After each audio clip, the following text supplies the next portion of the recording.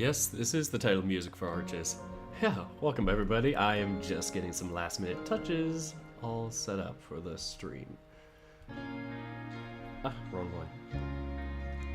There we go. Just gonna get my live chat window going and we should be ready. I got the Skittles right by my side and... yeah! Don't worry. It's all coming to fruition. I said I was gonna start half an hour ago, but... yeah, the dinner I was making took a little too much time. And I am being as literal as possible with that pun, because there was a ton of time I had to use in the recipe. It's actually pretty good though. It was a vegetarian kind of couscous meal. Really slapped. Yeah, so right now, we got the bittersweet music and all. So, good stuff, good times. We're gonna start in a bit. Don't worry, everything's as it should be.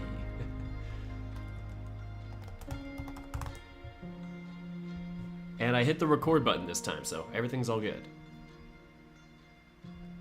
Transition. There we go. Welcome back, everybody. I am Dirk the Red Panda, and this is Arches. Part of the Echo universe, and a interesting spin-off that takes 5 years later after, or it takes place 5 years later after the original Echo series. So, I'm going to go to the regular old live window. We have green connection now. It was just red a second ago. Oh boy, half my computer, my CPU is being used. So that's great. Yeah, I was just having a nice little dinner and all and getting all ready for this thing. I put this up to a poll because I have to do the password update still. And since Arches and Password are kind of similar in the kind of, I guess you can call it thriller, horror genre, I guess. Maybe suspense. In that type of genre, I wanted to put it up to a vote and see which one I should do first. I'm not sure if I'm going to do the other one tomorrow or Saturday. It really depends. I'm working on Sunday, so maybe not on Sunday. But nonetheless, I am looking forward to it all.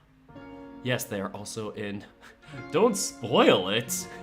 Well, at least you're not spoiling what happens with it. But yeah, they are involved in Flynn's route somehow. So yes. And yes to Hex. I do love the title music a lot. Give me good bittersweet feelings. Dirk, get Amicus. You'll need his comfort. What the heck is he?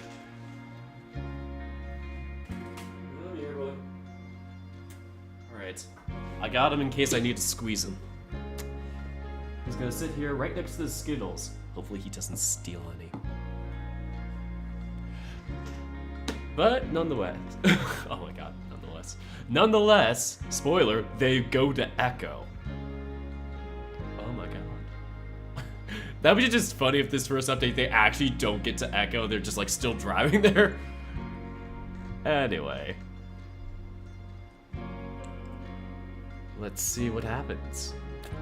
So, I'm going to start at the 7-minute mark. Why the heck not? I do not have much to talk about right now. The only thing I am worried about is nailing the voices of Cameron and Devin, our main characters, which they've been hyped up a lot. They are in the title screen photo there. Main menu title, whatever it's called. The image. Anyway, y'all ready to start? Oh, that's too bad, Jason. We'll miss you, but great to see you here. For the time being. Anyway, we are starting. Where the heck is my mouse? There it is. Here we go. Oh. A thing happened.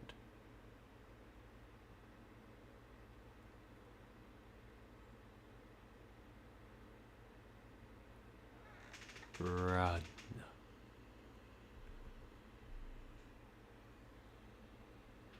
I did not know how else to say that. Running was something he was always good at. This is our main character. Oh my god, I gotta do it like sitcom style. Running was something he was always good at. Nah, that's gonna get way too old. Oh, Live is here. Did your premiere come up before my stream started?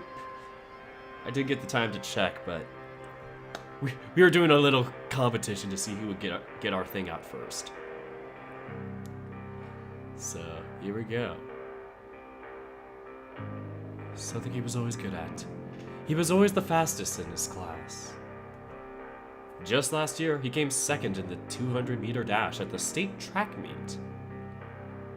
Damn, he's got gains. Just 8 months ago, a coach from the University of Pueblo approached him about joining the track and field team after graduation. Just last month, he realized he is the fastest freshman on the team. Just last week, he started to hang out with the older men who could get him into Pueblo's gay bars. Just 3 days ago, one of those men spiked his drink. Oh god, and then just 2 days ago, he woke up in a heck of a hangover. Oh boy, just 2 days ago, he woke up in restraints. Whew, that took a turn for the worst. And just yesterday, he was being tortured. Just 10 minutes ago, he escaped. Oh Lord. But now, he's realizing that it doesn't matter. Everywhere he looks is only burning desert. There's no one. His attempts to scream for help matter even less because his voice is broken. He can barely wheeze after what the man did to him. Now, his empty, drowning sounds are being swallowed up by the desert. All the while, the heavy steps scraping through gravel behind him keep coming. Oh, fuck. The man isn't in a hurry at all. Running was something he was always good at. But now, when it mattered most, he couldn't do it. The fastest freshman at D1 University was no faster than an old truckie. He definitely would have been if he'd eaten anything over the past 3 days. If his ribs weren't broken. If he could see straight. The man had given him something.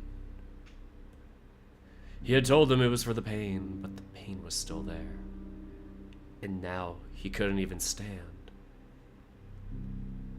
His balance was shot and he kept stumbling until he was just crawling on all fours. It's now that he realizes that the man had let him get away on purpose. This makes him realize something else. He was going to die.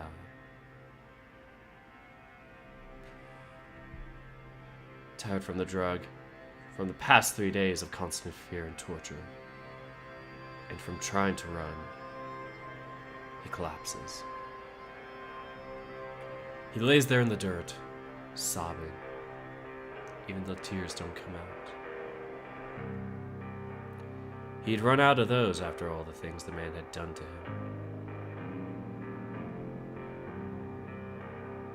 Oh, fuck. The light above is blinding. He wonders if this is God. His mom was a devout Catholic, just like mine. And even though he never believed, he promises that light that he'll become a believer right then and there if it saved him. The crunching gravel footsteps get closer.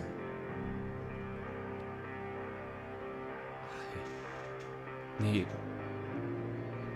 to go. His voice is still ragged and hoarse. The footsteps come even closer. I have a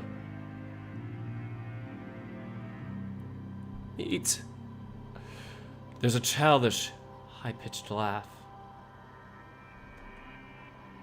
Fuck, it's him! Fuck it, I hate him so much! If you haven't played Echo, you wouldn't know, but Holy shit. Oh, he's the worst. He is the worst human being on Earth. Fuck! Now, I must have hit you one too many times. All you do is talk about your fucking Shrek bullshit now. The huge form moves closer. You know that shit don't matter no more, right?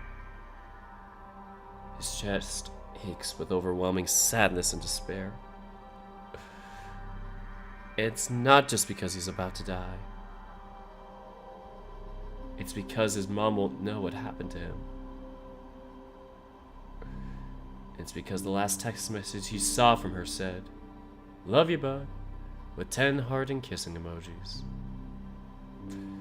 He hadn't responded and just rolled his eyes. He thought he'd be able to respond the next day, or the day after that. And then after he'd been kidnapped, the man took his phone and sat it on the counter. It sat there and buzzed over and over with messages, and his kidnapper only laughed when he asked to at least read them. Now the tears just flow as the man leans over with him, something heavy in his paw. He hopes his mom is right about God. He hopes he can see her from the other side. Just so he can respond somehow.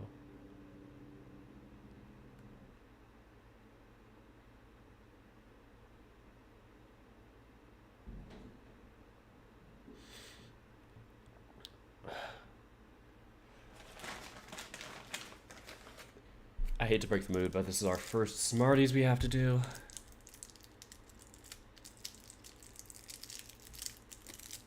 Honestly, why the heck is Brian still alive? Thought he was near dead on that Echo route. I'm not gonna split which one, but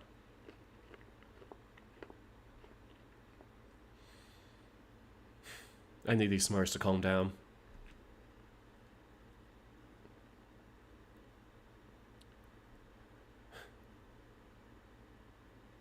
But there was nothing.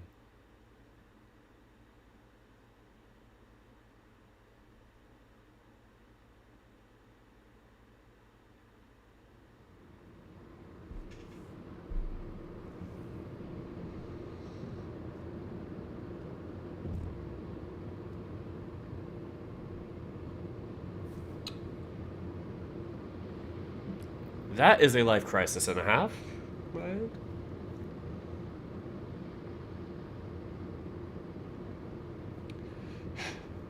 Cameron holds onto the seat tightly, the coyote's teeth rattling together with every pothole they hit. His boyfriend, Devin, doesn't seem bothered at all. The bear's paw on the wheel with an elbow hanging out the window. He had been singing loudly to the music playing through the car's Bluetooth speakers, and it wasn't until cell phone service was lost that Devin finally seemed to notice Cameron's unease. You alright, babe? I think you could go a little slower. What? Cameron raises his voice, yelling over the rattling interior. Go slower! Why?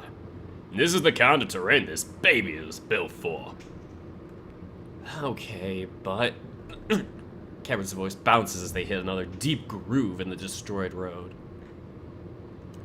We don't know what's around any of these bends. What if we just drops off and we go down a ravine or something? That's what the road bars are for, honey. And I'm pretty sure I'm about to chip a tooth. Aw, come on. You gotta admit there's something nice about feeling the road. Cameron doesn't respond and goes on clutching at his seat. Devin does slow down a bit, though, more carefully maneuvering around the most broken up parts of the road. What happened to the road anyway? Oh man, it's only been, what, 5 years? Flash floods, according to what I read online.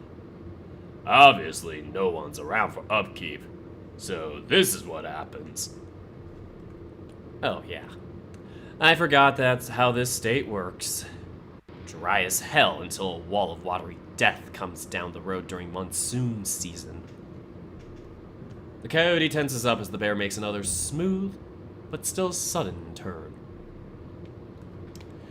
And it's even hotter than I remember. How are you a coyote, Cameron? This is your climate. You know better than to just say that. Just because I'm built for it doesn't mean I have to like it. Yeah. But you hate it in Fort Allen, too. It doesn't get ungodly hot there, though.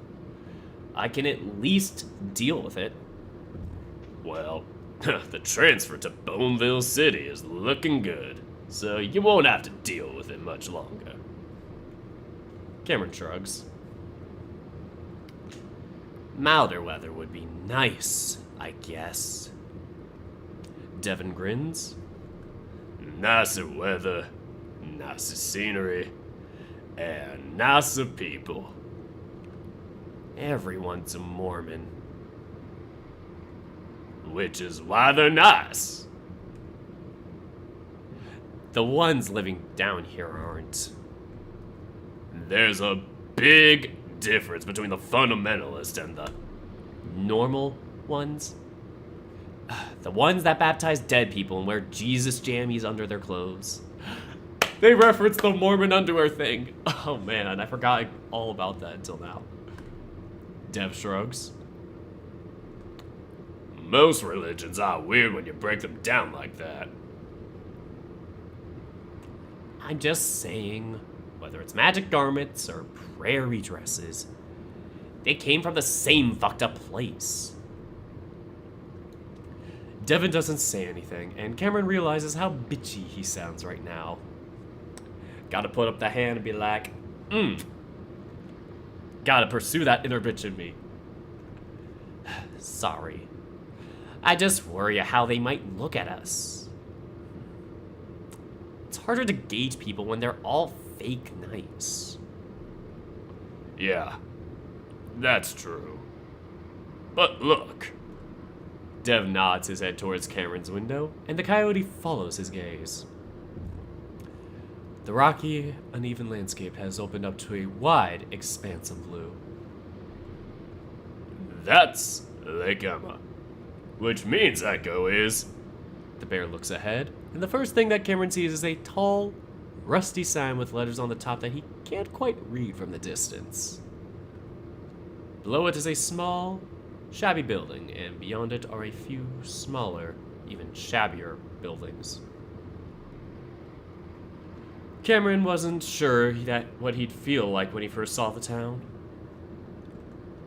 If the coyote really is what Devin thinks he is, then right now he'd feel all the awful, evil things that supposedly happened here. Those small, run-down buildings should be exuding the memories of their past, which would then be projected into his mind. But Cameron feels nothing. Of course, he kind of knew this would be the case. But he'd never been to a place that was formally haunted. Not like Echo, anyway. So he worried just a little bit.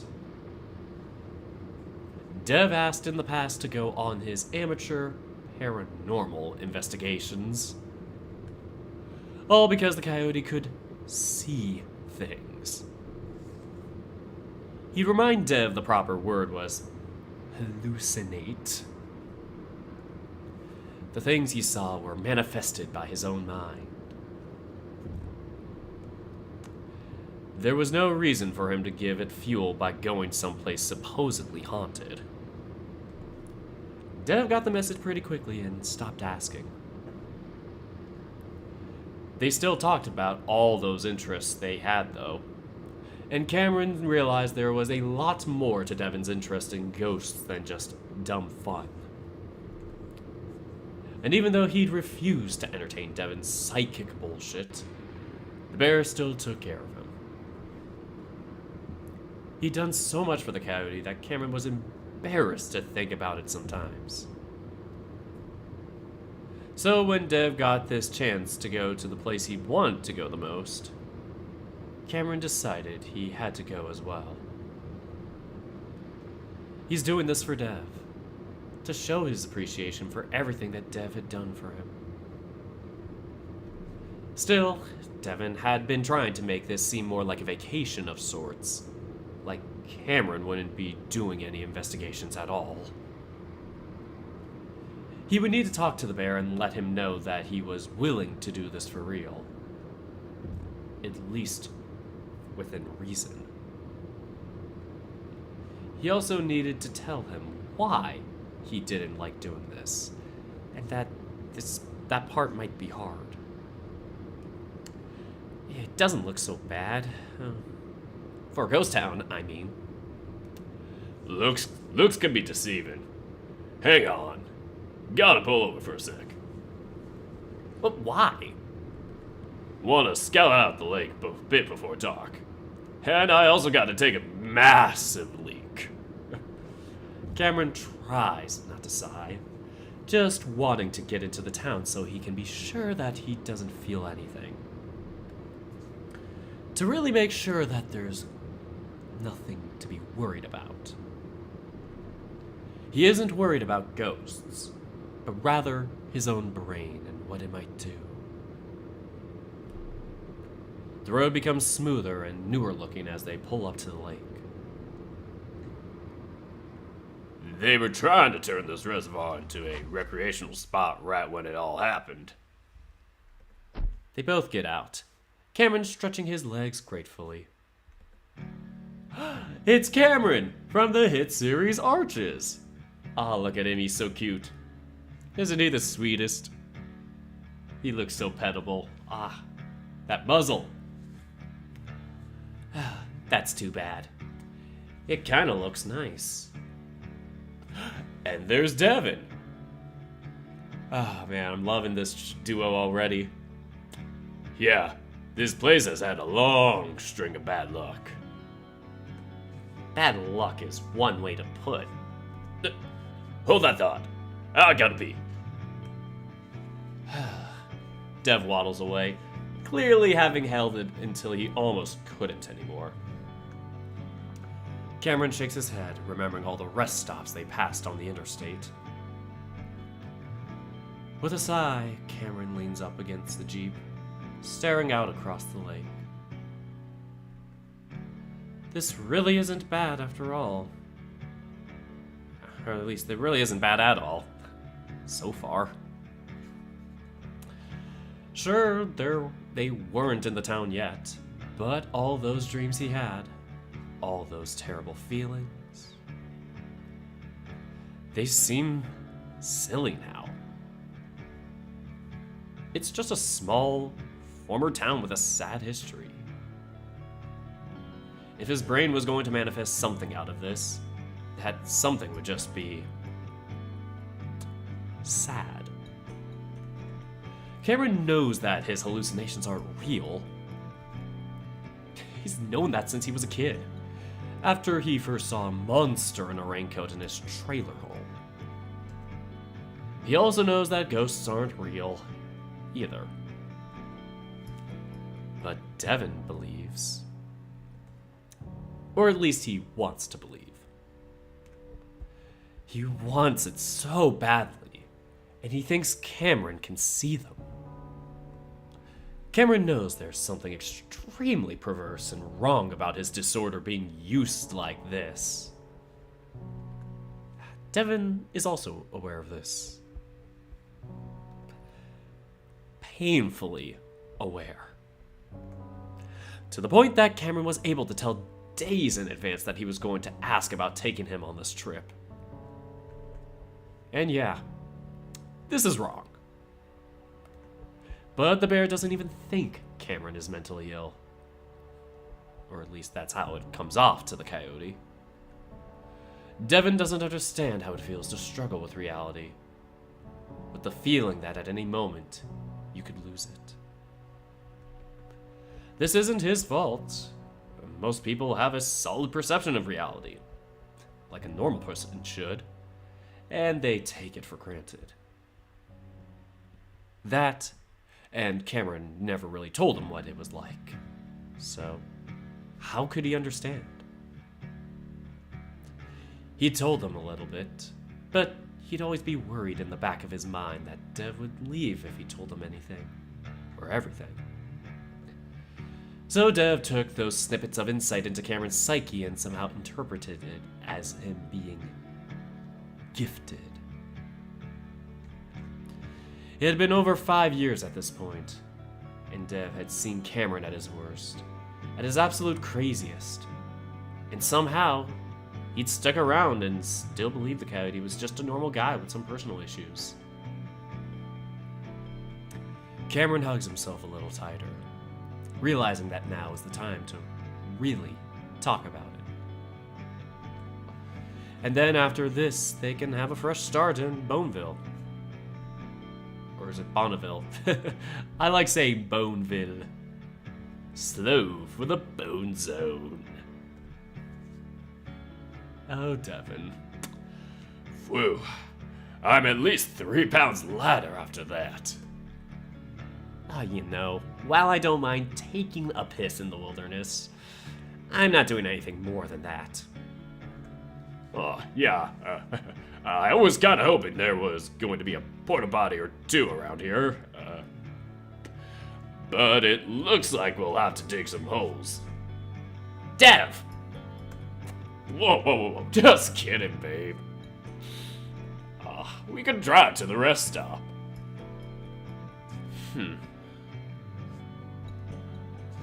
What's wrong? Coyote pauses, trying to get into the mindset this sure to be uncomfortable conversation is going to require.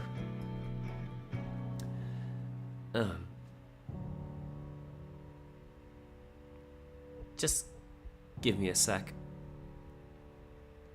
Cameron sees the bear's demeanor change instantly. Okay. But while I'm giving you that sec, I'm sorry for teasing you and being all gross. I know this isn't really where you want to be right now, and I was just trying to lighten the mood. And you know, it's because I love you.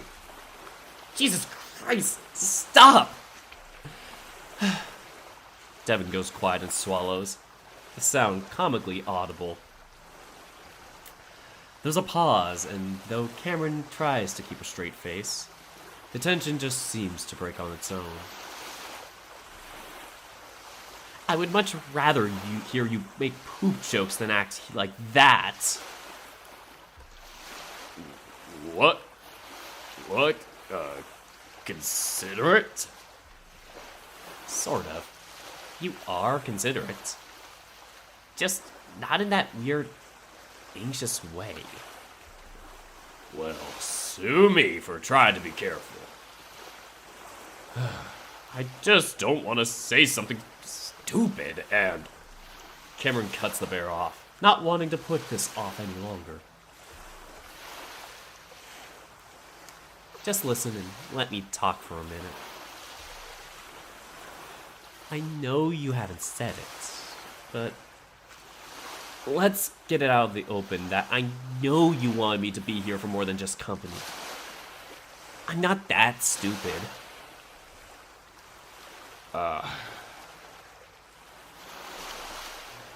And I just want to say that I don't think this is a good idea because what I have is a mental disorder, not an ability.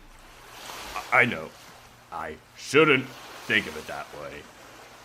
But I researched it, and I just don't think it lines up with you having a mental.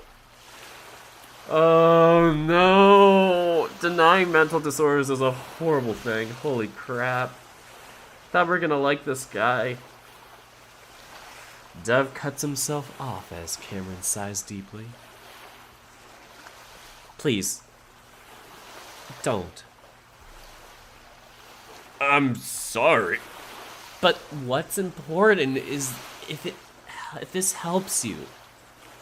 Whether I think it's real or not, you've done a lot for me. And I want to be able to do something for you. Something. No. What I think doesn't matter. What's most important is... So, I'm gonna do it. I'm gonna be your sidekick for the weekend. Wait. Really? Dev, I'm not spending the whole time role-playing like we're having a good, innocent time in that murder town. But... I don't want to make you do something you don't... Oh, I want to. I might not like it, but I want to do it. If only for you. Cam. Nope. I've made my decision, and I'm doing it. But just this once. If you're sure... But please, don't put me ahead of you. And I did some research on that forum you linked me to a few years back. So my sixth sense is primed and ready. That seems to finally snap Devin out of his reluctance. Wait, seriously? There were so many people like you on that forum. Did you... Listen.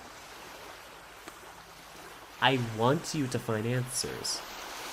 I want you to find your answers. I really do. But I think the worst thing I could do is lie to you to make you feel better.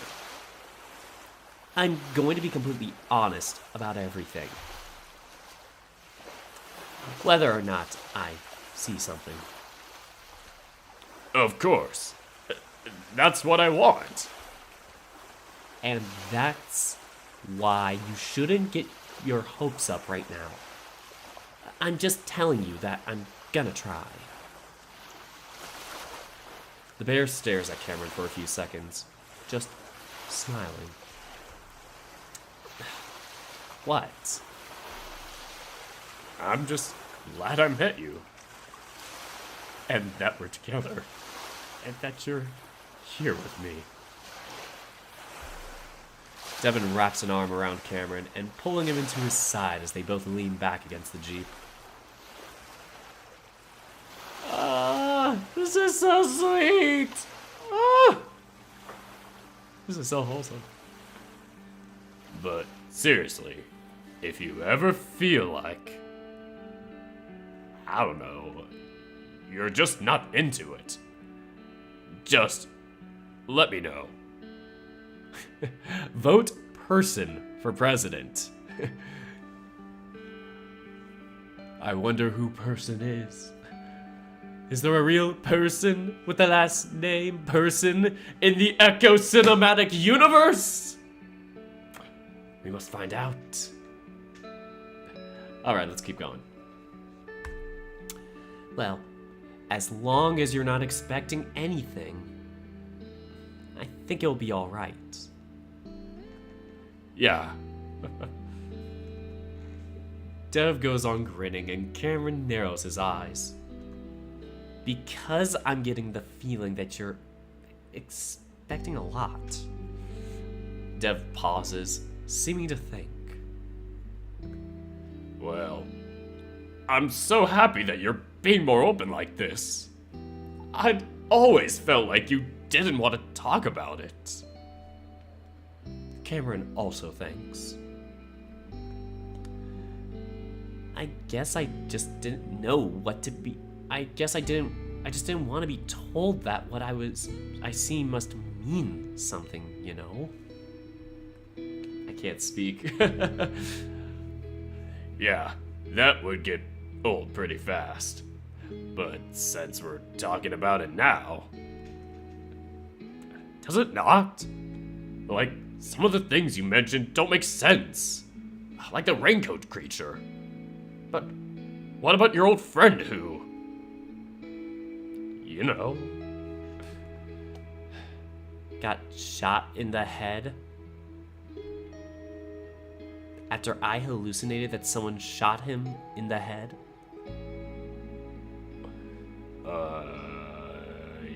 Yeah. That one. This is what I'm talking about. You, and all of us really, like to see meaning in everything. That we have a purpose in life. A reason. Reason, purpose, and the meaning of life means nothing to the universe. Everything just is. Whether it has meaning is up to us. Yes, it's weird that I hallucinated the way he would die, but he was also involved in things that could have led to that. I knew he'd been dealing drugs in a really risky way, so I knew his life was in danger. And I was on fucking ketamine. All the reason is there. Well...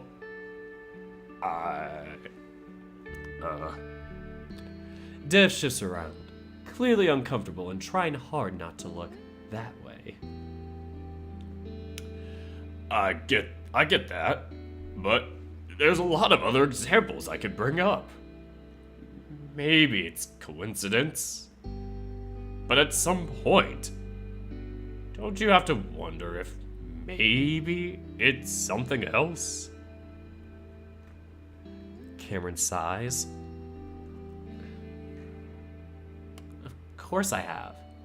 But what always worries me about this paranormal stuff you're into, and the afterlife and all that, it reminds me of my mom. Dev doesn't say anything, just waiting and listening. You know, towards the end, right before I left, she was usually amped up on something to stay awake for her 3 jobs. Whether it was amphetamines or meth, she barely slept. We had this box fan in our trailer, and one day, after she turned it on, she asked me if I could hear someone talking from the fan.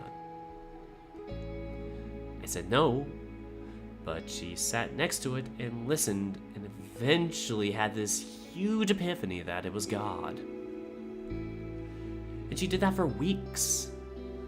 And that's almost all she did when she was home. Listening to the fan talk to her.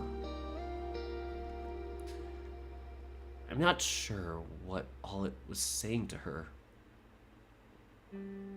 I don't even think I really understood what was going on. I just knew that sometimes stim addicts did that kind of stuff. Especially when they don't sleep, you know? But then she started to look for specific shapes, arches, and half circles. Oh boy, we got some themes going on here. Oh boy. This voice told her that she could get into heaven if she passed under the right one. But the voice also told her that Satan would trick her with fake ones to make the real one harder to find. She pointed these out to me. Now there were so many. Yeah, they were there. But when you looked for these patterns, for something as simple as the shape of an arch, Cameron traces a finger along the arch of the wheel he's leaning against. You're gonna find them. Eventually, she told me everything was warped. I guess she was so fucked up that these shapes just popped out at her, like her brain was highlighting them and she couldn't ignore them. last day. She told me that even I looked like an arch, and that she thought the devil had taken me. She looked completely done. She told me she'd be back to save me, and then just walked out of the trailer. A few hours later, she drowned trying to swim under a bridge. And everyone in the trailer park kind of saw it as just another delusional druggie getting themselves accidentally killed. Dev knew Cameron's mom drowned in a river while on drugs, but not all the terrible details. And the bear just wraps his arm tighter around Cameron. But I think it was a suicide. That she was just so tired of her shitty life that she bet on that bridge being the arch that would lead her to heaven. One way or the other. So, that's why I worry about following these patterns. Even if it's just something like looking for UFOs or ghosts.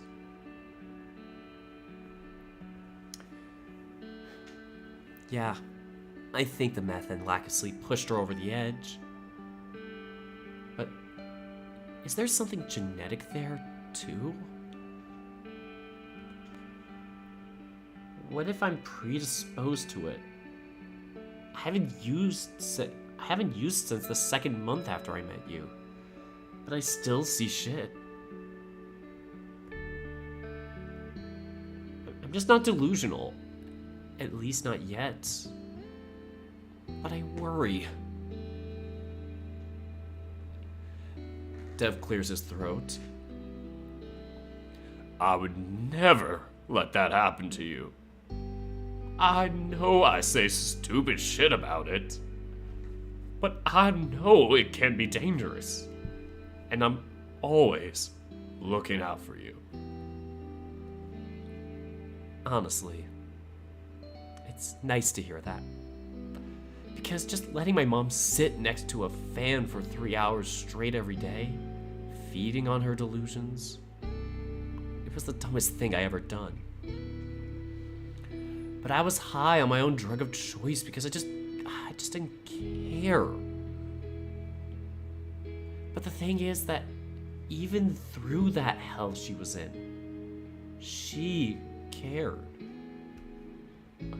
I took too much a few times.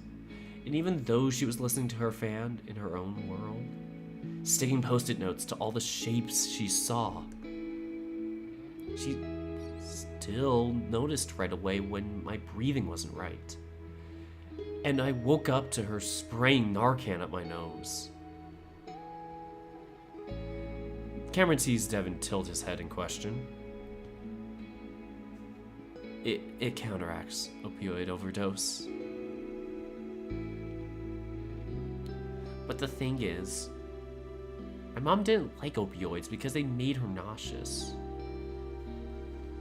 So that means she got those nasal sprays just for me.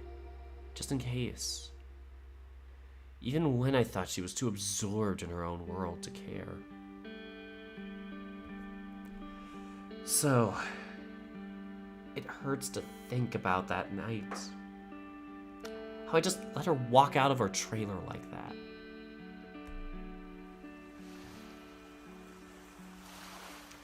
Cameron takes another deep breath. He hadn't planned to even talk about his poem, but it just came out. I'm sorry. I'm rambling. Dude, do not be sorry. But it's part of why I am the way I am.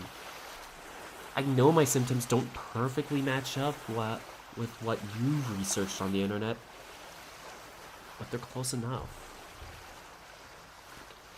And honestly, maybe you're right.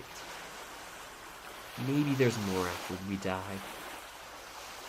And somehow, I can help you find it.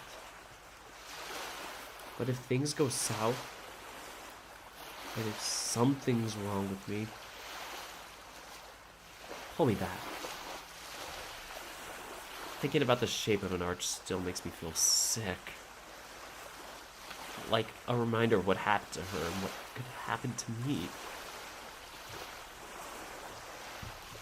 Wordlessly, Devin pulls Cameron into a hug, and the coyote presses his head against his chest. At that moment, Cameron realizes then why so many people love their therapists. He'd always worried that Devin would get too weirded out by what happened when he was a teenager. That Devin would finally see all of his closet skeletons. Neglectful, neglected, abusive, abused, and so hopelessly addicted. Just like his mother. The definition of trailer trash. Cameron was all of those things at some point in his life, but he knew that didn't matter to Devin.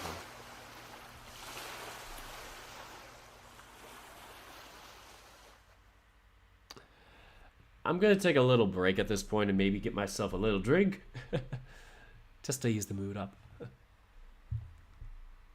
Alright, so break at 49 minutes.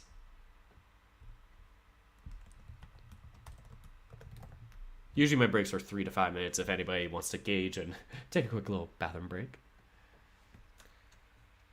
But yeah, really good so far.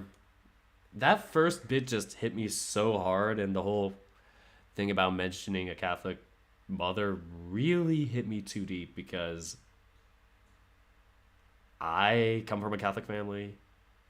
So it really just hit very personally there. And I'm not really the best at expressing it like on camera or whatnot when I'm in the rambling mood like this, but yeah, holy crap. Anyway, let me drink the worries away. Be back in a sec.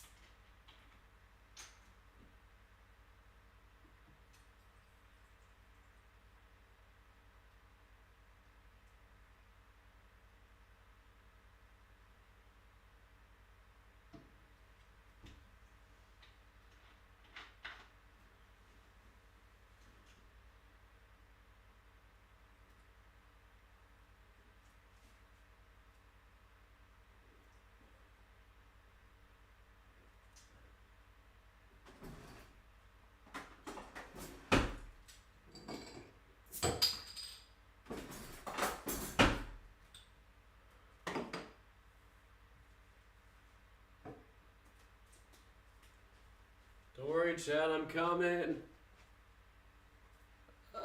Just gonna move that out of the way. My phone's here. I'm gonna put my drink next to it.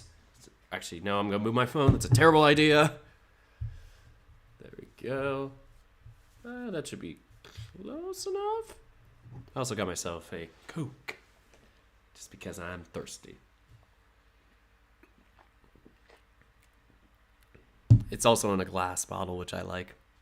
It came in like a 6-pack, which was a pretty good deal at like Smart and Final, like just under $5. But I only got the 6-pack, so kind of cheap on that end. I could have bought a second one, but I'm probably gonna be gone from the house in like, or the studio in like a couple days, just under a week. Alright, I'm back. So it's deadly silent in terms of the game audio, but don't worry, I'm still standing, boys and girls, and non-binaries.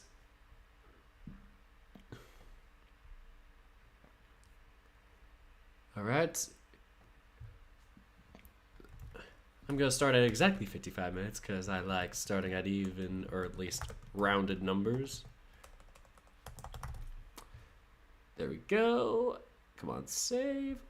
Alright, so what have I missed? He being Dirk. Very well stated, final state. Yeah,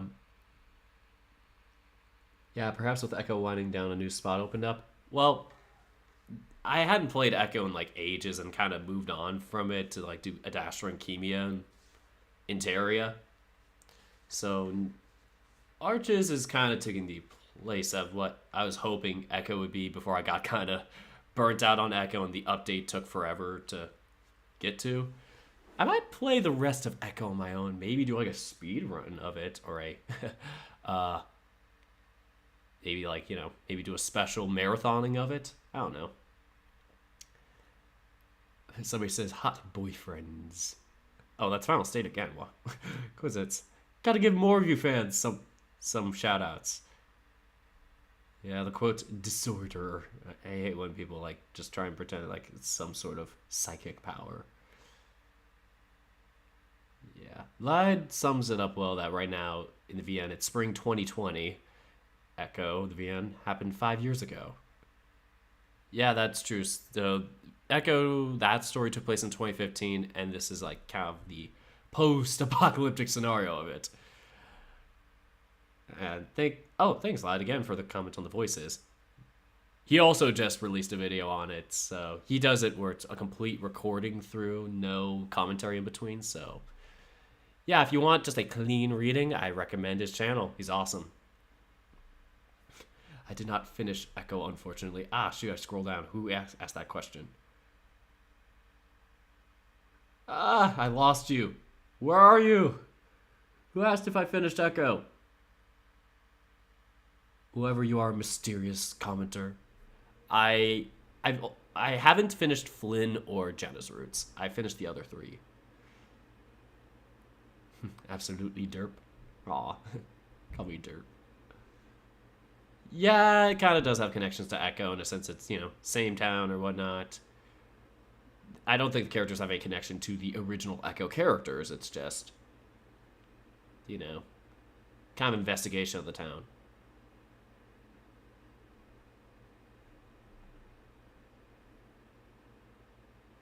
Anyway, I kind of went over my 55-minute mark, so 56 we'll start. And I got a lot of fizzy drink next to me. Hopefully my voice does not get too fizzy when I read. Oh, lied. You don't have to say that. Anyway, I'm going to start now. You can read that if you want. Because I can't say it because, oh man, I'm not sure if I can believe it. Anyway, let's keep going. After a while, Devin lets go and they start getting back in the Jeep. The bear feeling slightly shaky.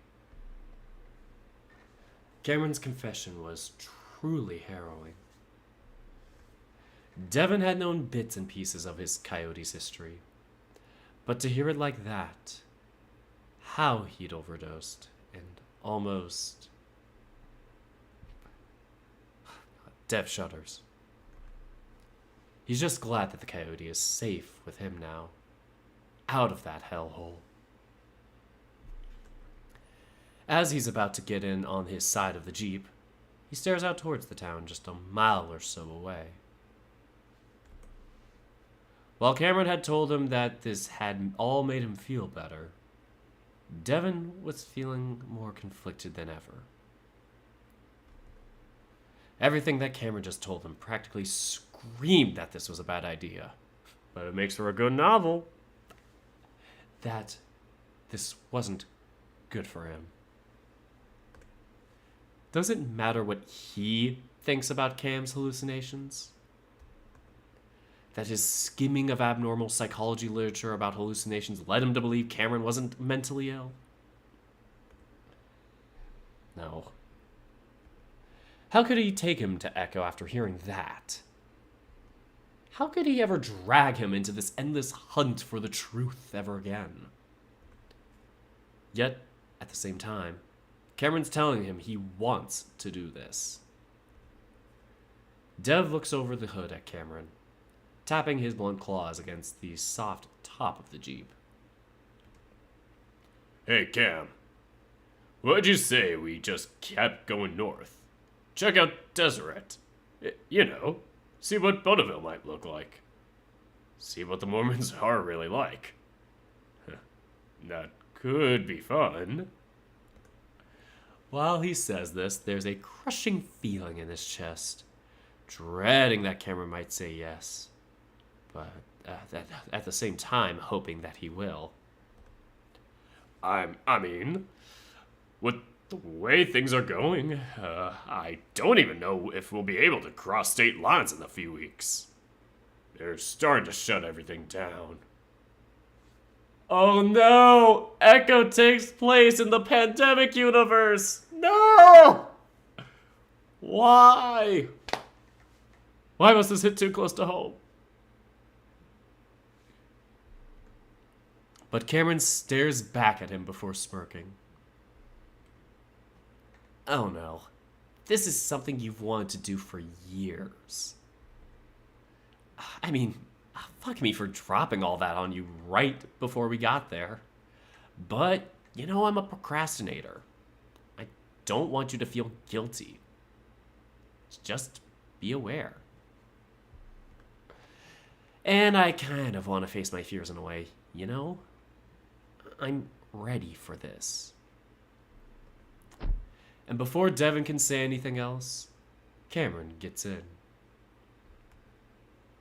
Dev looks over at the lake. Actually, not sure what he's about to do.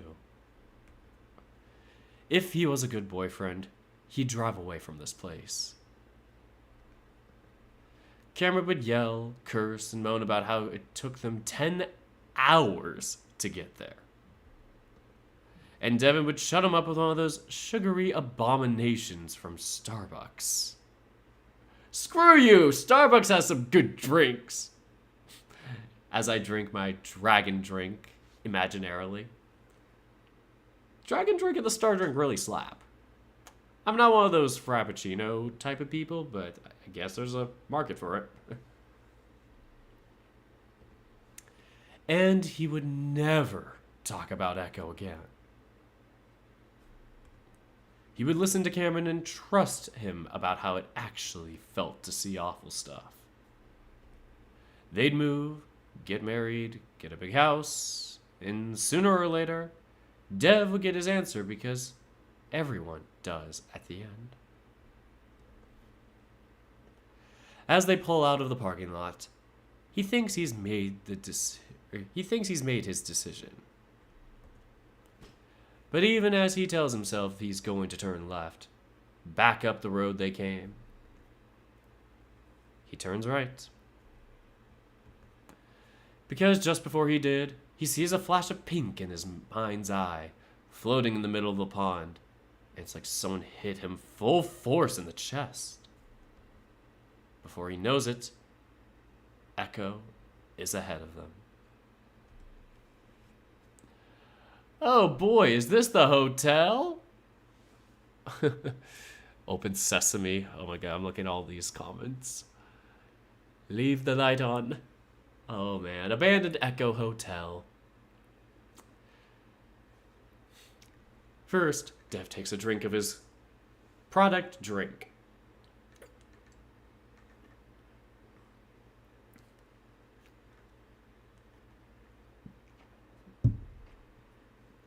Dev frowns as they pull into the parking lot of the motel, staring at the graffiti-covered walls. And goodnight to Magram.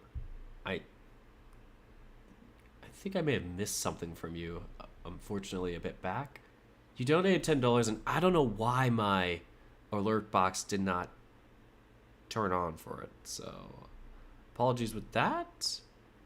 Come on.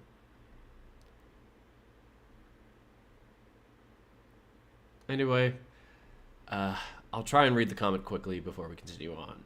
$10 from Monogram Wolfram saying, and here's an inaugural tenor. Also, I'm glad I'm not the only one who has a lot of stuff hit home from these VNs. Something to be said for solidarity of a sort, right? Amen to that. I really feel like this stuff really can hit close to home, even if you yourself may not be personally religious or whatnot. You definitely can feel the closeness of, just the family ties of thing, and just, the uncertainty of the beyond. Anyway, let's continue on. The cartoonish caricatures have a way of cheapening this experience. Like this is only a stupid haunted house attraction. So, this is home base, huh? Devin rubs the back of his head, feeling self-conscious after taking this place up for so long. Or for talking this place up for so long. It didn't look this bad in the pictures. People never have respect for stuff like this. I don't think it looks bad. I love street art like this. And it just makes me feel less alone. Like a lot of people have been here and we're just fine. Actually, keep an eye out in case one of them is lurking around. All the graffiti artists I knew were really nice. It's not nice to do it in a place where a bunch of people got killed. Well, I think a lot of people would disapprove of what we're doing. And I know you're nice. So just lighten up a little. Up! Ow! Jeez! Cameron walks past the bear, slapping him hard in the ass as he does. Devin raises a brow, not sure what to make of Cameron's high spirits. They just had one of the heaviest conversations of their relationship, and... well, maybe that is why. If Cameron was feeling more comfortable about being honest and open with Dev, then that could only be a good thing in the bear's mind.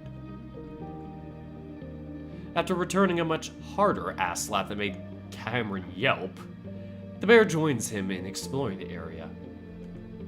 Considering that the motel is supposed to be the most haunted building in Echo, Dev thought it would be a good idea to set up base there. Specifically in room 12, but most of the numbers are missing and most of the heavy metallic doors are locked. Even though they're all dented from what looks like the result of literal battery rams.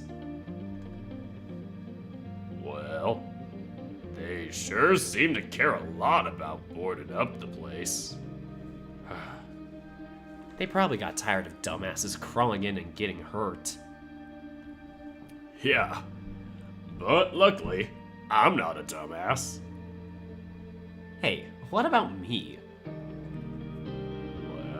Well, I don't think a music degree will help us in this situation. But you're still pretty smart. Hey, we got more ellipses! 3 more Smarties! Woo! Here we go, baby. 6 Smarties in total so far.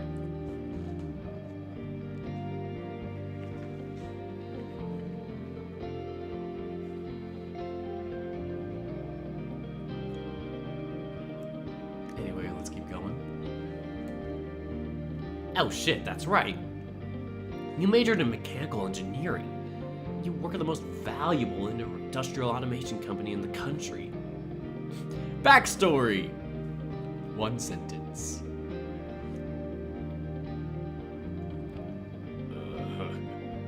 Yep.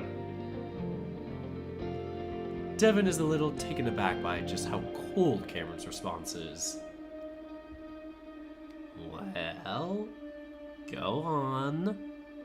Your classes in dynamics and calculus-based physics should figure this out for us. If we could just yeet the door down with enough force, we can get in. Cameron's voice drips with sarcasm, and Dev can only assume he's making fun of the way the bear had tried to impress him with his coursework during their first dates. But Devin tries to salvage the earlier, good-natured mood. Well, I could probably break these boards as long as I move my fist at a high velocity. You see, the amount of kinetic energy. Dev's half-hearted teasing trails off. He never much liked the outright disdain his fellow STEM students had for the arts and soft sciences. Aw, I'm a STEM major, I feel. It's just that it would get Cameron riled up, and that was funny. In college. Now Devin just feels like a dick. Besides, Cameron's ability to understand and play music is basically magic to the bear.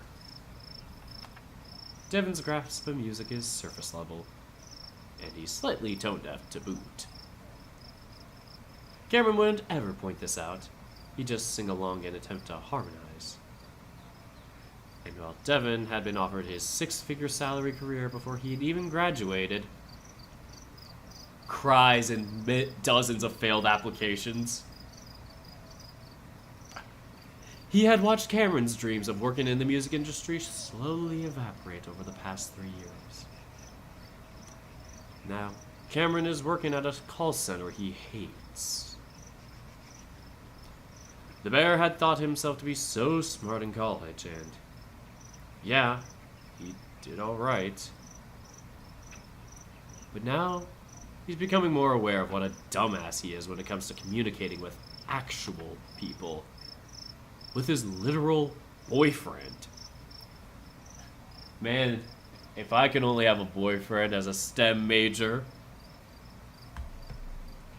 He needs to apologize for this one. The bear clears his throat. Yo, Cam. Dev shuffles up to the coyote, but before he can say anything, Cameron just points at the door. See? Number 8. And the door over there is number 3. So, counting in this direction, Cameron's frosty demeanor is completely gone. 10, 11, and room number 12. And wouldn't you know it, it's open. Ah, sweet. Thanks. I went to college. Ha ha. Now, I'll go in first to make sure everything's clear. Of what? I don't know. Squatters? Well, get ready to find a dead squatter, because how the hell would they survive? Actually, you just reminded me that there are a couple of creeps that live here. Like stubborn locals that won't leave. At least that's what a post said from, like, 2 years back. What? I don't like the sound of that. Are they dangerous? Yes! Run while you still can! From what I gathered, they're more of the get off my lawn variety of creeps. Oh, those types can still be dangerous.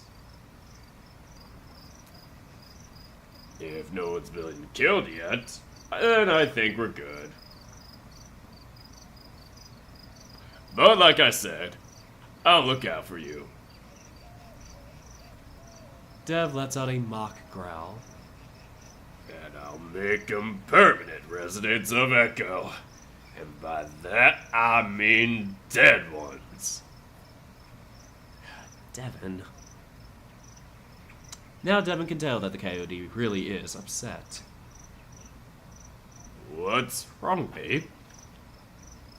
You told me no one lives here. You said that a bunch of times. Cameron, it came up so few times on the forum that in the posts I remember were really mundane. I honestly just forgot. All right. Devin stares at the coyote, waiting. But he doesn't say anything. Cameron, is there anything you want to tell me? If there is, I'm still hoping you'll be open like you said. Oh, God. I know. No. Hey, it's all good, man. It's not like I'm expecting you to just share everything on your mind now. But I'm here to listen if you want to talk. It's just hard to explain. I guess the fact that there are real people still living here does make it a little scarier. Does it have to do with the dreams you're having? Dev watches Cameron closely, but he does seem genuinely confused himself. Kind of. But they were weird. I don't think they really meant anything. Yeah, I'm just overreacting. I just really don't want to have the deliverance experience on top of ghosts, you know? I get you. And there's nothing wrong with being vigilant. My friend from Southland, the one from the town even more haunted that echo, he says something horrific happens between a backpacker and an outback redneck every year or so. How comforting. But, well, I just was sort of joking earlier. If anyone tries anything, I will do what needs to be done to stop them. Dev doesn't tell Cameron that in the moment. He kinda does wish he'd gone through getting a gun for protection. If those men are still around, the bear has no doubt that they have plenty of guns. Anyway, well, let's not talk about that because that's not gonna happen. Unless they are squatting in that room. Opens the door and Duke and Brian are there. Fuck. Oh man. That would just be horrible. Oh lord, let's keep going.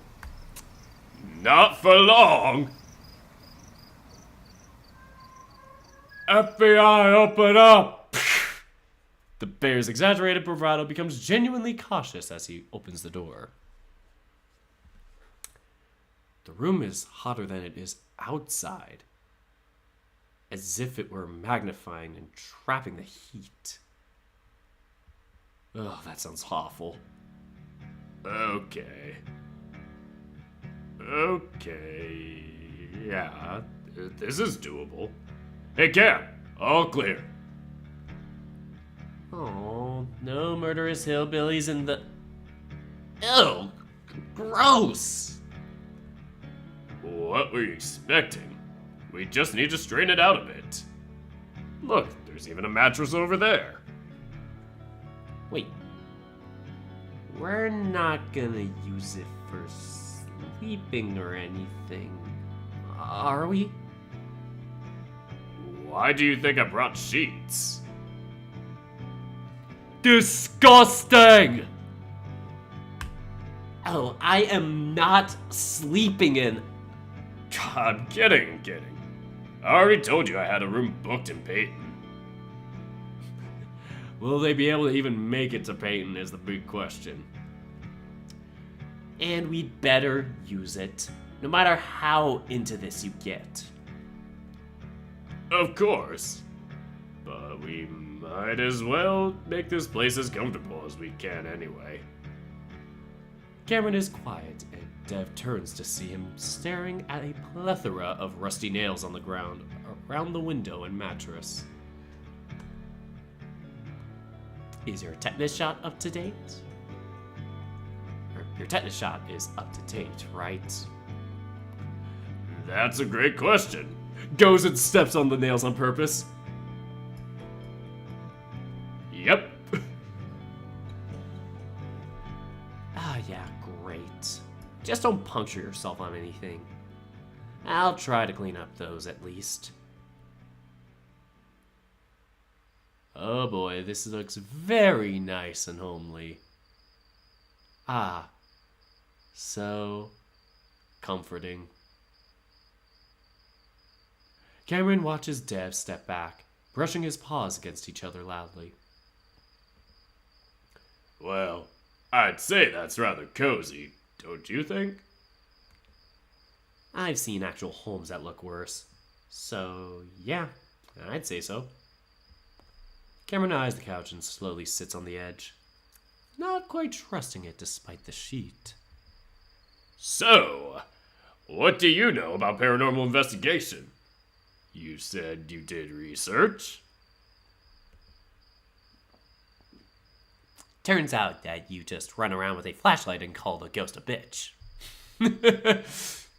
That is the Flynn method of calling out ghosts. Good one. Damn sorry. Didn't know the reality ghost shows hunts were such a sore spot for you. They single-handedly ruined the credibility of actual investigations. Well, they brought in more attention, right? Anyway, all I really know is what you do. EVP stuff. Taking pictures. Just sitting around and waiting. Stuff like that. That's a start. Actually, I was thinking you'd deal with most of that stuff. So what I mainly researched had to do with those who are gifted. It's almost physically impossible for the Coyote to use that word to describe people like him. Oh yeah, I wanted to say earlier how happy I was you looked through that forum. Yeah, it must be annoying just hearing me go on about when I don't even experience it. No, you're fine, Dev. Actually, Cameron much preferred to hear it from Dev. Half of the people on the forums were clearly liars with a savior complex. And then the other half were contacting these assholes to help communicate with a dead loved one. Cameron couldn't stomach it and just ended up looking at a blog that seemed a bit more legit. So, what did you find out? The way the bear is lit up now that they're talking about investigating reminds Cameron that he needs to at least try. Well, according to these physics, it's pretty simple if you have the extra sense. First, approach the location with clear intentions. I'm here to see or hear something from the past. Second, keep an open mind, which is something I promise to do. And finally, if you sense that the presence is hostile, always remember that it can hurt you.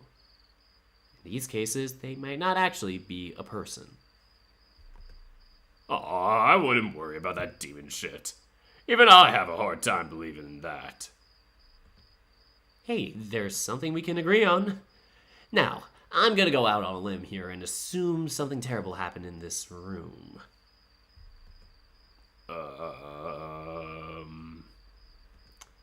Why else look for a specific room, right? I don't want you to tell me what happened, but I also assume that this is a bit of a test. Well, I don't want to call it a test. I'm gonna be recording and looking for the thing that happened in this room too. Just thought you might want to see if you sense anything and compare it with what actually happened. I think that's a good idea. I'm just gonna do some light touch sensing, I think they call it. So I won't see anything, but just sense what might have happened. But tell me if you feel things aren't right, of course. I'll be fine. He was not fine. Alright, I'll get started. We won't go super late tonight. Just want to get a feel for things. Sure. I'll get started by opening my mind and making my intentions clear. Okay, babe. I love you. Devin leans in and kisses Cameron on the head. Then Cameron watches as Dev turns on the lantern. I feel like there's something. Look behind the door, everybody. Is there something behind the door, or am I just going crazy? I feel like there's something behind that door. Do I have the sixth sense? Oh no, maybe it's just a closet hanger. Oh man, I get too spooked too easily. 3 spoopy for me. Anyway, then Cameron watches as Dev turns off the lantern, plunging them into absolute darkness. I'm in danger. Lugging around equipment while trying to get quiet about it quickly gets Dev sweating through his shirt, and he has to take it off. Oh, that's a shame. He's making the extra effort not to disturb the coyote because Cameron seems to be really trying. His eyes closed and ears up. Dev didn't even need to ask him to take out his phone so he could record audio. He just did it, and to Devin, that just proved how much Cameron wanted to do this. As Dev goes on about testing his equipment, Cameron shifts and mumbles something. Dev perks up. Please tell, is he naked? Oh shit. Ah, fudge. Okay, he's not naked. I was like, do I have to censor anything?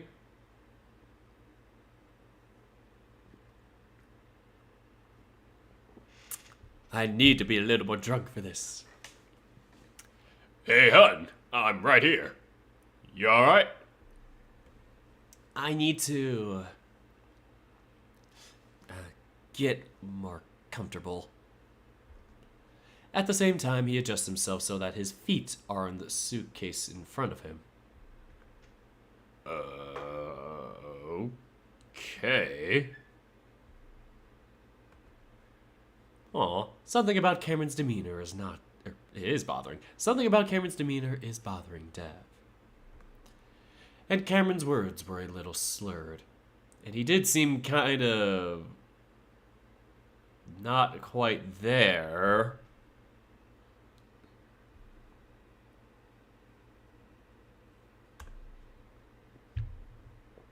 Should he pull him out of it?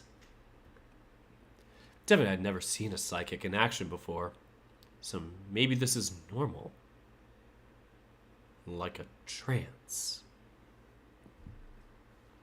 He hopes it's normal, because even if Devin can find his answers, he'd give them up for Cameron to discover he isn't psychotic.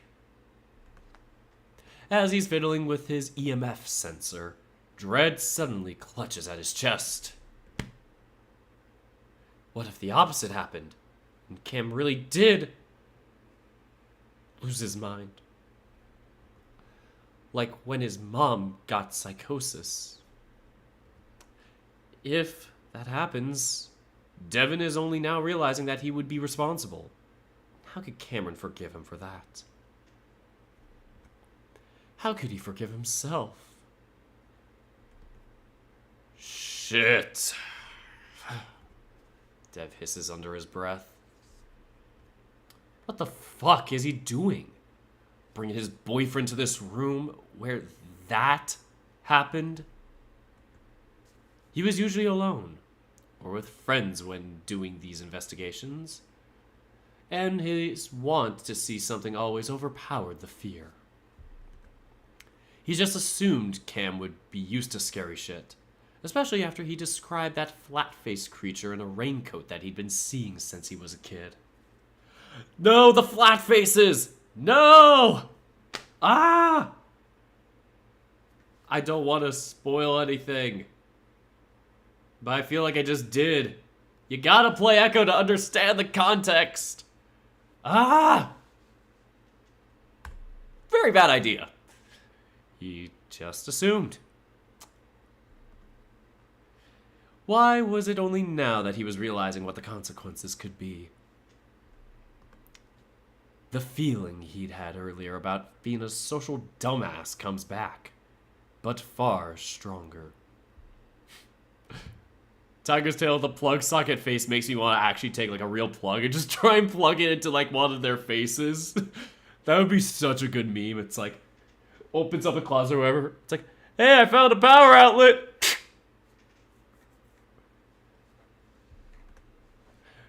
This isn't something a loving partner does to another partner. He's fucking using Cameron for his own selfish reasons. Devin knows that the Coyote has some kind of ESP abilities, but that doesn't mean he didn't also have other issues that could fuck him up. That didn't mean that possibly seeing these awful things wouldn't cause him to develop more issues. Devin gets up and paces for a bit, beginning to make up his mind. Deciding that right after this, they're done. No matter what. And that's the end of Arches, just in one update. The bear looks at the closet. I knew it! There's something at the closet! The one where a wolf from the Meseta Tribal Council hung himself in the early 90s. Oh boy. If he could only see one thing, just one sliver of proof that she's okay. Wait, I thought it was he! Hung himself. Okay, I'm very confused. If he could see one thing, just one sliver of proof that he's okay on the other side, he'd be at peace with all this. Dev lets out a shuddering sigh, standing in the closet, looking at the bar, wondering if it's the same one that the wolf used. Devin feels something. Not a good something. Sheesh. Yes, final stage. Sheesh.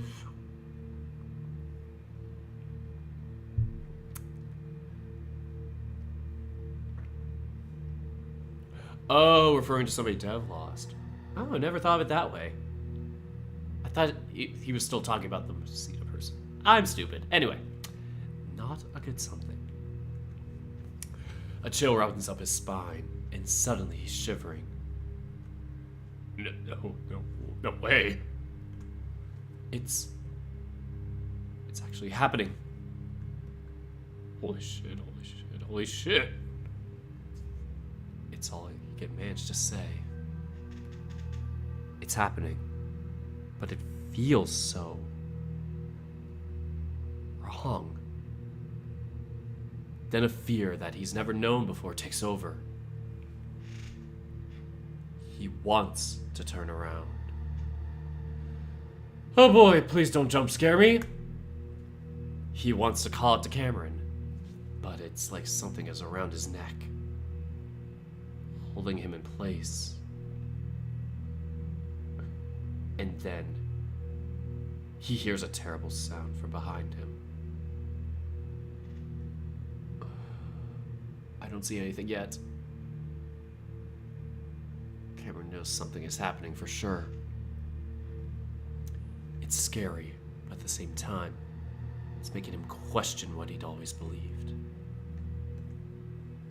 Had Devin been right about this stuff? Had he just misunderstood himself for so long? He could sense someone. Nothing like the monsters he'd seen in the past. Instead, this was a man in a suit with a bolo tie. I don't know what a bolo tie is.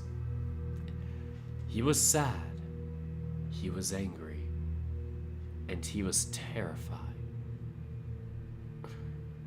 Cameron knew this was soft in what physics described when talking about sensing people from the past.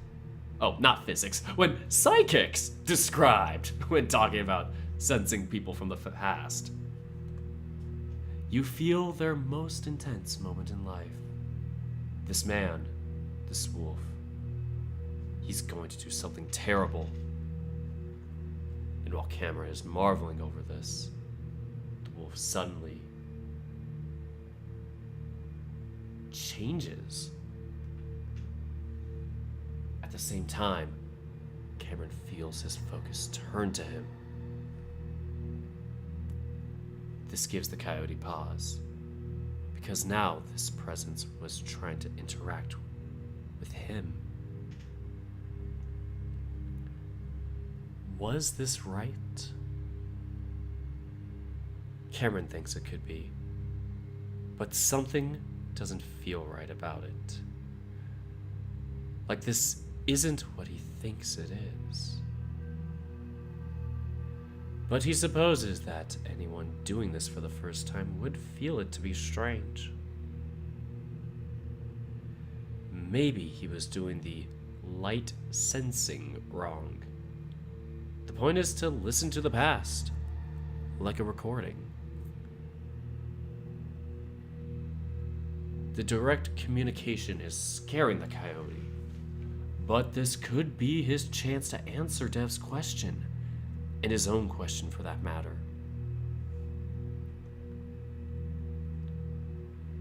I'm sorry to bother you. What's after death? Where do we go? It feels stupid and clumsy, but it's all that comes to his mind. So Cameron asks it over and over. There's a long, empty pause. There it is. And then something like a cackle. It almost sounds fake, like a Halloween toy. But it's dark, mean. It's almost making fun of him. No, don't get closer! All the feelings of wonder and hope for a breakthrough are deflated instantly. He needs Dev. He needs to open his eyes.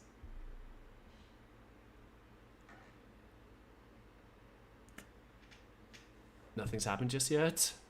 Cameron's eyes are heavy, and he can barely focus. Something has gone terribly wrong.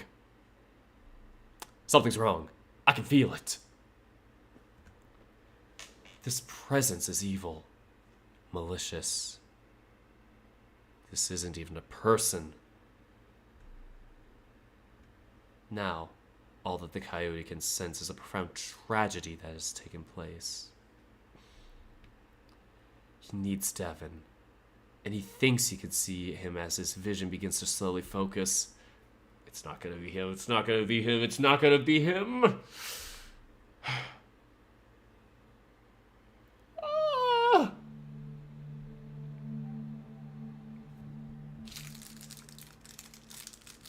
The Smarties compel you! The Smarties compel!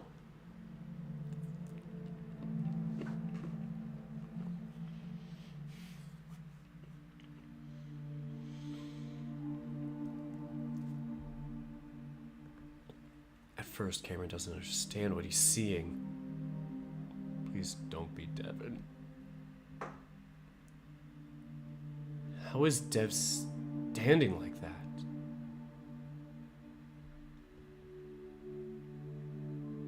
Why isn't he moving? He realizes why over the next few seconds.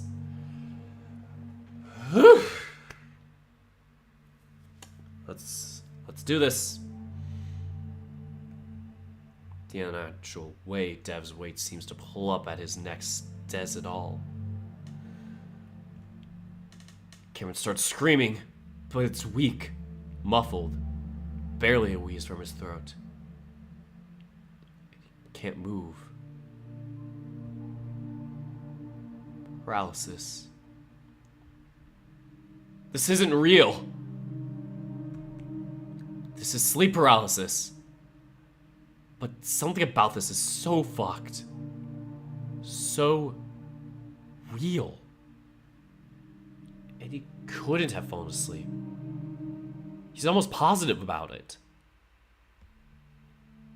But even if he had, his boyfriend could actually be hanging himself while the coyote sits uselessly on the couch. Terror begins to engulf him.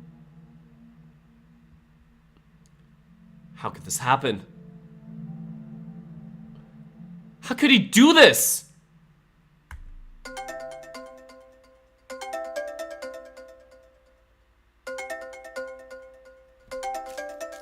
Hold on, I gotta eat some Smarties first. Watch it hang up if I take too long.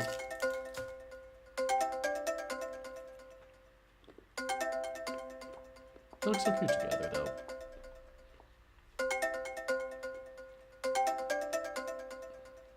Let's continue on. How? Yo, this is Devin from the dead. Calling you from the afterlife. You want me to bring over some pizza? Cameron tries screaming again, but again, it's just a wheeze of breath. He stares at Devin's contact image. Instead of Devin dead in the closet, it's gonna be the wolf. It's gonna be the wolf! They took that picture in college. 5 years ago, and just a month into their relationship. At the time, it was a token to show how his other gay friends, to prove that he had a boyfriend, and that he was a handsome bear. He'd never changed it, even though he had no one to show it off to anymore. How the hell did they end up here? Record scratch. Record scratch for Cameron. You wonder how I got into this situation. The phone picks up and switches to speaker automatically. I'm looking at my phone right now. Don't you dare do that to me, phone. Cameron knows deep down that this must be a dream. But Devin is still hanging in the closet. I know what's gonna happen. I'm gonna hate this so much. Please don't tell me he's gonna be calling while he's hung. And he's overcome by the horror that this could just be a partial dream. And that the worst part of it is real. It makes Cameron try and fail to scream again. Ew. No. Cameron stares at the phone, unable to understand through the static, but able to recognize the voice. You said you wanted to know. I'd to die. I'd say I drowning forever. On just forever while you suffocate for what made you happy when you were alive. And again, you don't believe in anything. So what you really want to know is what it's like to disappear. Because you're scared. You tell yourself you want to die. That you wish your mom didn't save your worthless life. That you deserve it. Now, till you tell yourself that it weren't for me, you'd have ended things back in college. We both know that's a lie. Because you're a fucking coward. You'll stay alive as long as you can be with someone who can keep you alive. I could have I've treated you like absolute shit the past 5 years, and you'd still be around today. You fucking begged Dylan not to leave. Just weeks after he punched you and gave you that scar. The one you said you got from falling against a cabinet. You're sick. Meanwhile, you let me put you in this situation. You said you wanted it. Do you still want it? No. Please, God, no! Cameron can't even move his lips. Anyway, I'm getting a little off topic, aren't I? You want to know what the afterlife is like? I'll give you an idea. Devin's voice becomes more muffled. You'll up. Oh, my boyfriend was like. It's quiet for a moment. Cameron just sits in stunned misery, just waiting. Terrible demonic scream screeches through the phone, and Cameron's fur bristles all over his body. He fights this prison that he's in with everything he has. Finally, breaks free. It takes Devin a moment to realize that terrible sound is coming from Cameron. He's never heard him make a sound like that before. At that moment, whatever it is that has a hold on the bear dissolves and Devin turns around, heaving for breath. When Dev looks at him, he sees Cameron's eyes are wide open. Cameron! Cameron makes that sound again, though Devin has no idea what Cameron's seeing. He knows that it's something terrible. Devin feels himself beginning to panic. Baby, please! What's happening? Cameron just stares back and Devin finally snaps. Cameron! Devin is stepping out of the closet. When suddenly Cameron lunges off of the couch, making a feral sound. The look in the coyote's eyes is so intensely unlike him that Devin draws back in fear. Honey, it's me. To Dev's shock, Cameron's paws fly to the bear's neck, but instead of squeezing like he thinks he's going to, they rip at the thick fur there. Wait, stop! Devin manages to catch Cameron's paws in his own much larger paws, easily restraining the smaller male. Cameron continues to stare at Devin's neck, seeming to search intently. Then, he looks up at Dev's face. I saw you dead. You called me and screamed at me. Though Devin doesn't understand, he can tell this wasn't one of Cameron's typical night terrors. The look on his face says it all. Fuck. I'm really sorry. I'm driving you to Peyton right now, or wherever the hell you want to go.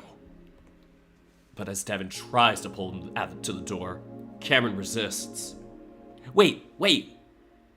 Just let me catch my breath. Okay? Okay. Just take deep breaths. Okay? Devin fumbles with the lantern until he turns it on. Then, he stands next to Cameron for a few moments, listening to him sob. Can I at least hold you? Please? Cameron leans towards him as an answer. While Dev strokes his head, Cameron starts to rub his back, like he knows that Dev has been terrified too. I'm fine. It was just a really intense vision. I'm so sorry. I'd never seen you like that before. You scared the absolute shit out of me. Did you? Did you think I was attacking you? Huh?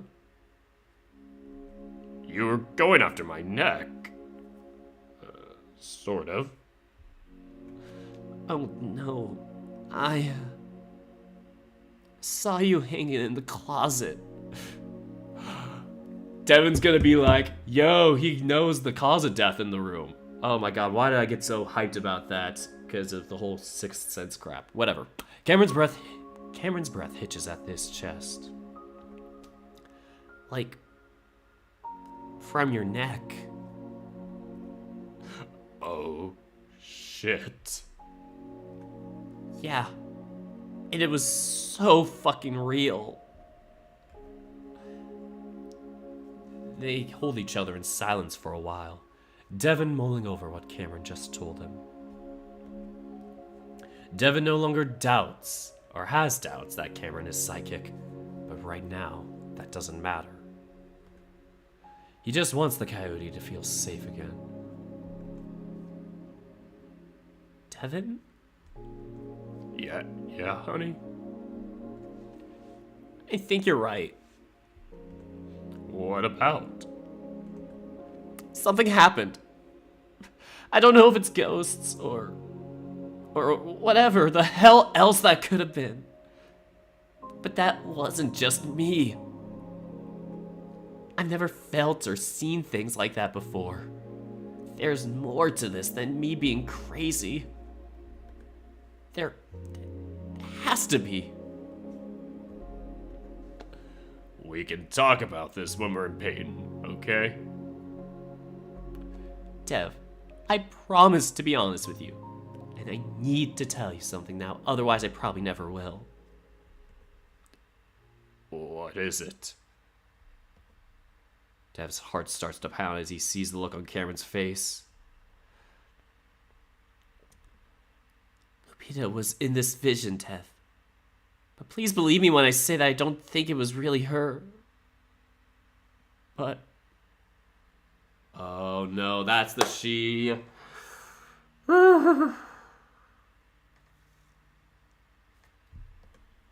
What?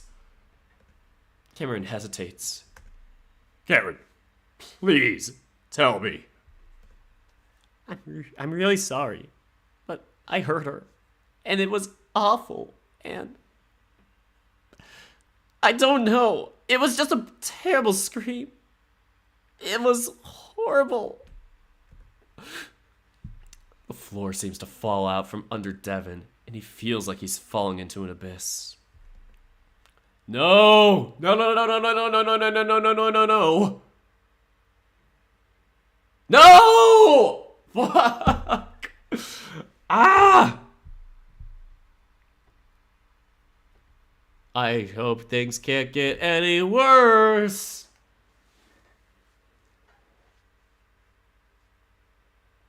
To be continued. Well, that was Arches. Update 1. You can't leave me there. Ah! I feel the same way. This is way more terrifying than Echo from the get-go. But I feel like Echo still is really terrifying. I haven't played it in a while, so I need to really get the feel for it again, but... just Howley, god damn, he knows how to frickin' spook people.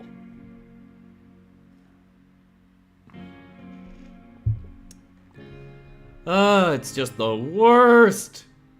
That was horrifying. And it luckily took us an hour and 51 minutes. Just gonna type that in for our time markers. Dirk, good job with reading. Oh, thanks, Spar. Some of the parts really got to me emotionally, so that kind of helped me with the feels. But, oh my god, I'm getting Echo feelings of spook again. Like, this writing just gets me. Yep, It's like we are all just crying that it's over. Agreed there. I can't believe it's over already. I just want us to escape, but I get the feeling that this is gonna just be a continuous thing where we're stuck in Echo. I hate it. Yeah, I'm excited for the live version too. I'm not sure how much I'll be able to get into it because I'll probably have to catch up on my other novel I have to do, but yeah, I love to hear everybody's, comments on that one because he always does a great job. Oh boy, another donation coming in. Hopefully the alert box reads it this time. I feel like we're having issues with the alert box.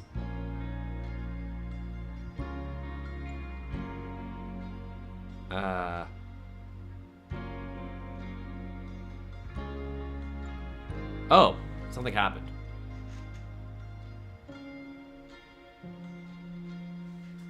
Oh, here it is. It missed the $10 one for some reason. I don't know why.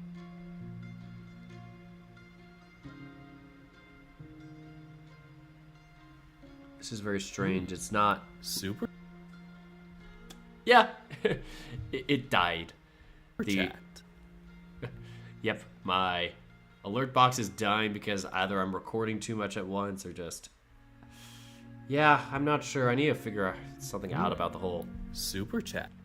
That and my computer situation, because it feels like it's kind of overloading at times. I feel like maybe I need a clear space or something. But yeah, anyway, Mogram Wolfram again, thank you so much, and you've been so kind recently with their donations. Donated $14.08, saying, "You know what? Even playing myself prior, I felt chills while watching your reading this go around. While watching your reading this go around, Dirk." I'll read it again, my bad, I totally butchered it. "You know what? Even playing myself prior, I felt chills watching your reading this go around." I can't say it. It's just, But yeah, Mogram, I'm so happy that, I could convey it very well and genuinely was just spooked throughout this, so this is all just insanity.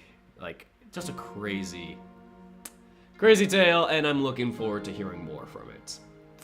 So yeah, there's that. I need to work on my own novel, speaking of which. I tried working on it earlier today and then had some personal kind of energy issues going on with me that I'm probably gonna get an appointment for in a week, or I already have some appointments, just some other regular health checkup stuff in like a week.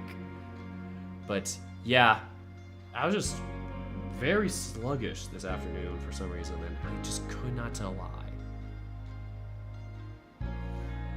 But anyway, do you know when Far Beyond the World chapter comes out, Dirk? Well, I just did the one that came out like a week ago or whatever, but I don't know after that. If not, it's in 23 days. Probably then it's the next chapter comes out like 23 days.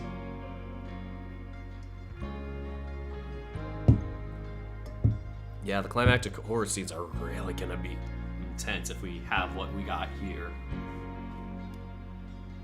But honestly, this is beautiful. The animation was done by Something Studios. Don't worry, I'm gonna check right now. It's in the description, and their Twitter is too if you want to check them out. It is Gumdrop Studios.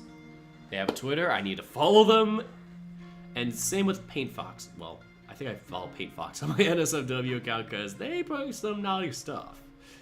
But yeah, Paint Fox is the artist for it, so that's why the style is different than the original Echo. And I think it's, it fits well here too. Like, I feel like both styles have their own way of fitting, and yeah, like, holy crap, you get some major spook from all this either way. Like, this whole universe just be hitting crazy. The Echo Cinematic Universe needs to have some sort of Avengers level ending, I swear to God. Like, I'm waiting for the Avengers of Echo The Ends, where it just combines everybody from different histories, and they all just come together and fight like the evil monsters or whatever. But anyway, Yeah, links to the Twitters and whatnot are in the description below. Echo Project has a Patreon, also in the description below. Imagine if someone made an intro for Smoke Room and Arches. I mean, Arches kind of has one already, but yeah. Echo, I don't know if... I feel like it's just fine as is, but yeah, Smoke Room can be interesting. But Lord, it's gonna be hitting hard. It hits hard for me in being close to home, as Echo reminds me a hell of a lot of my hometown in New Mexico. Well, I mean, it definitely is taking place around that area, that kind of southwestern area. The Echo universe. Not sure where exactly, but... Oh, what I was gonna say about that is, like...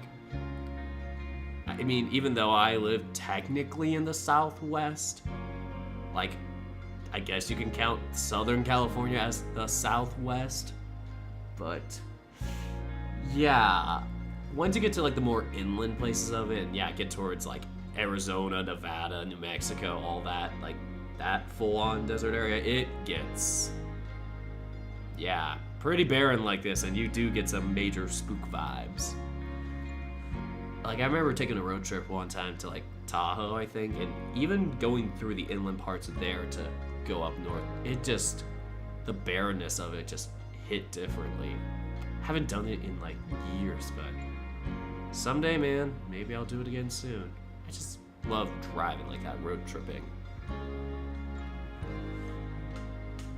Yeah, oh, that's interesting that the characters strike you close to being like old friends and family. I don't know that like small town feel of things. I've been through towns like that have been small when I've like gone on trips or things like that or whatever. But yeah, it's definitely interesting stuff. Alexander Smith says, "Oh, Lied literally just uploaded his recording, so I did beat him to it."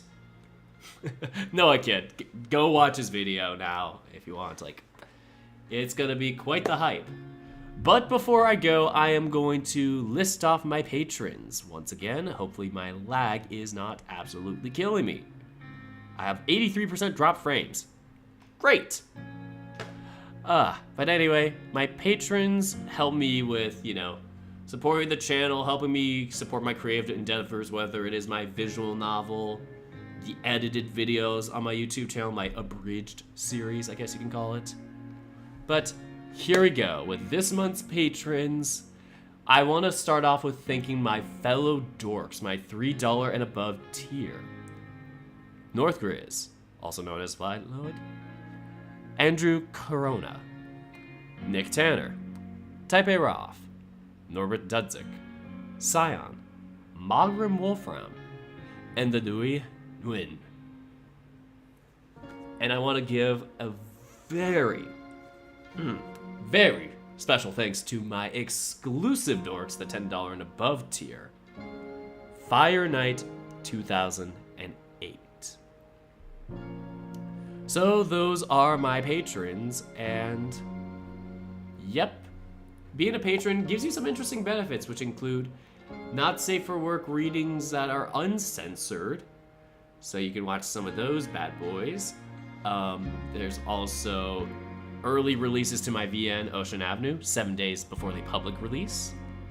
And if you do the exclusive tier and above, or the exclusive dork tier and above, you could also possibly get commissioned voice acting or commissioned voiceovers from me for up to 1,000 words, I think it is. You'll have to check my descriptions for a little more on there. But yeah, I think my patron's in the description. You could double check on that. But yeah, any final comments before we go?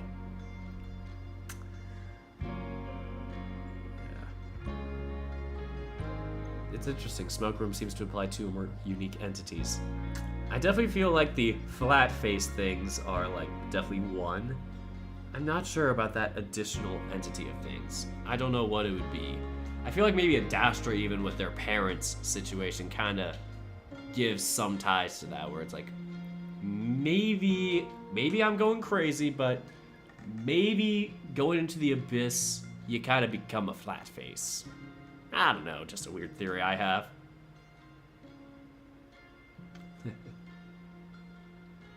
Just one, Dirk.